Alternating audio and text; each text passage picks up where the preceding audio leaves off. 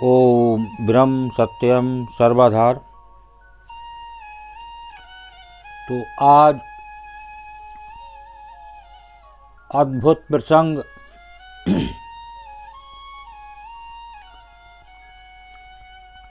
प्रभु से भी बड़ा सतगुरु। तो आज एक प्रसंग के माध्यम से निर्णय हो जाएगा कि वास्तव में प्रभु से भी ऊपर सतगुरु है। ये शास्त्रों के अनुसार सुना तो है, लेकिन इस आज प्रसंग के माध्यम से एक निर्णय कर लेते हैं। बहुत ही सुंदर प्रसंग। कोशिश करें सभी प्रेमी जन इसको श्रवण करें और अधिक से अधिक शेयर करें, ताकि इस प्रसंग का आनंद और प्रेमी जन भी ले सकें।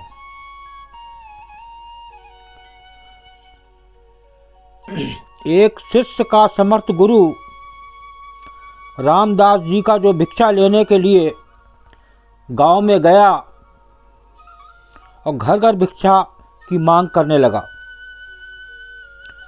समर्थ गुरु की जय, भिक्षाम देहि। समर्थ गुरु की जय, भिक्षाम देहि। तो ये घर के भीतर से जोर से दरवाज़ा खुला और एक बड़ी बड़ी दाढ़ी वाला तांत्रिक बाहर निकला और चिल्लाते हुए बोला, मेरे दरवाजे पर आकर किसी दूसरे का गुणगान करता है, कौन है ये समर्थ? शिष्य ने गर्व से कहा, मेरे गुरु समर्थ रामदास जी जो सर्व समर्थ है।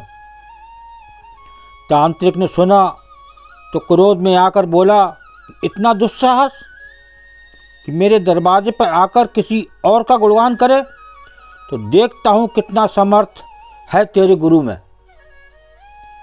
देखिए, एक तांत्रिक उसके शिष्य के ऊपर गरम हो गया। आगे श्रवण करते हैं। मेरा श्राप है कि तू कल का उगता सूरज नहीं देख पाएगा, अर्थात तेरी मृत्यु हो जाएगी। श्राप दे दिया तांत्रिक ने उस शिष्य को। तो देखिए, शिष्य ने सुना तो देखता ही रह गया और आसपास के भी गांव वाले कहने लगे कि इस तांत्रिक का दिया हुआ श्राप कभी भी व्यर्थ नहीं जाता। बेचारा युवावस्था में ही अपनी जान गंवा बैठा। शिष्य उदास चेहरा लिए वापस आश्रम की ओर चल दिया और सोचते सोचते जा रहा था कि आज मेरा अंतिम दिन है, लगता है मेरा समय खत्म हो गया है। आश्रम में जैसे ही पहुंचा, गुरु समर्थ रामदास जी हंसते हुए बोले, ले आया भिक्षा? बेचारा शिष्य क्या बोले? गुरुदेव हंसते हुए बोले कि भिक्षा ले आया? तो शिष्य क्या कहते हैं, ये गुरुदेव, भिक्षा में मैं अपनी मौत ले आया हूँ। और सारी घटना सुना दी और एक कोने में चुपचाप बैठ गया। तो गुरुदेव बोले, अच्छा चल भोजन कर ले। तो शिष्य कहते हैं, गुरुदेव आप भोजन करने की बात कर रहे हैं और यह मेरा प्राण सूख रहा है। भोजन तो दूर, एक दाना भी मुंह में न जाएगा मेरे। तो गुरुदेव क्या कहते हैं, अभी तो पूरी रात बाकी है, अभी से चिंता क्यों कर रहा है? चल ठीक है, जैसी तुम्हारी इच्छा। और ये कहकर गुरुदेव भोजन करने चले गए। फिर सोने की बारी आई, तब गुरुदेव शिष्य को बुलाकर आदेश किया, हमारे चरण दबा दे। शिष्य मायूस होकर बोला, जी गुरुदेव, जो कुछ क्षण बचे हैं जीवन के, ये क्षण मैं आपकी सेवा कर ही प्राण त्याग करूं, यही अच्छा होगा। और फिर गुरुदेव के चरण दबाने की सेवा शुरू की। गुरुदेव बोले, चाहे जो भी हो जाए, चरण छोड़कर कहीं मत जाना। देखिए, ये उस गुरु का आदेश उस शिष्य को तो शिष्य बोले, जी गुरुदेव, कहीं नहीं जाऊंगा। गुरुदेव ने अपने शब्दों को 3 बार दोहराया कि चरण मत छोड़ना, चाहे जो हो जाए। ये कहकर गुरुदेव सो गए। शिष्य पूरी भावना से चरण दबाने लगा। रात्रि का पहला पहर बीतने को था।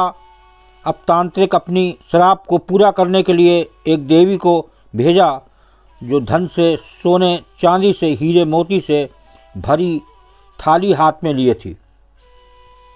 शिष्य चरण दबा रहा था, तभी दरवाजे पर वो देवी प्रकट हुई और कहने लगी कि इधर आओ और ये थाली ले लो। शिष्य भी बोला, जी मुझे लेने में कोई परेशानी नहीं है, लेकिन क्षमा करें, मैं वहाँ आकर नहीं ले सकता। अगर आपको देना ही है तो यहाँ पर आकर रख दीजिए। तो वो देवी कहने लगी कि नहीं नहीं, तुम्हें यहाँ आना होगा, देखो कितना सारा माल है। तो शिष्य बोला, नहीं, अगर देना है तो यहीं आकर रख दो। तांत्रिक ने अपना पहला पासा असफल देखा, दूसरा पासा फेंका। रात्रि का दूसरा पहर बीतने को था। तब तांत्रिक ने फिर एक दूत भेजा। शिष्य समर्थ गुरु रामदास जी के चरण दबाने की सेवा कर रहा था। तब रात्रि का दूसरा पहर बीता और तांत्रिक ने इस बार उस शिष्य की माँ का रूप बनाकर एक नारी को भेजा। देखिए, किसी तरह उसकी सेवा छूट जाए गुरु के चरण की। तो ये दूसरा प्रयास तांत्रिक का कि एक नारी को माँ बना के ही भेज दिया। तो शिष्य गुरु के चरण दबा रहा था, तभी दरवाजे पर आवाज़ आई, बेटा तुम कैसे हो?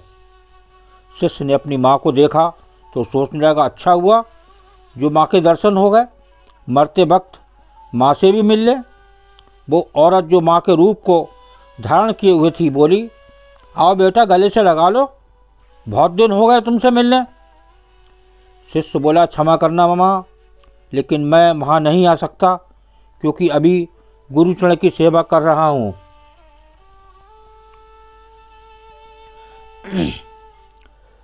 तो मुझे भी आपसे गले लगना है, इसलिए आप यहीं आकर बैठ जाओ।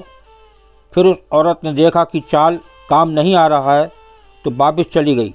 रात्रि का तीसरा पहर बीता। इस बार तांत्रिक ने यमदूत रूप वाला राक्षस भेजा। राक्षस पहुंचा कर उस शिष्य से बोला कि चल, तुझे लेने आया हूँ, तेरी मृत्यु आ गई है, उठ और चल। शिष्य भी झल्लाकर बोला, काल हो या महाकाल, मैं नहीं जाने वाला। अगर मेरी मृत्यु आई है तो यहाँ आकर मेरे प्राण ले लो, लेकिन मैं गुरु के चरण नहीं छोड़ूंगा। फिर राक्षस भी उसका दृढ़ निश्चय देखकर वापस चला गया। सुबह हुई, चिड़ियाँ अपनी घोंसले से निकलकर चहचहाने लगीं। सूरज भी उदय हो गया। गुरुदेव रामदेव दास जी नींद से उठे और शिष्य से पूछा, सुबह हो गई क्या? तो शिष्य बोला, जी गुरुदेव सुबह हो गई। तो गुरुदेव बोले, अरे तुम्हारी तो मृत्यु होने वाली थी ना, तुमने ही तो कहा था कि तांत्रिक का श्राप कभी व्यर्थ नहीं जाता, लेकिन तुम तो जीवित हो। गुरुदेव ने मुस्कुराते हुए ऐसा बोला। शिष्य भी सोचते ही कहने लगा, जी गुरुदेव, लग तो रहा हूँ कि जीवित हूँ।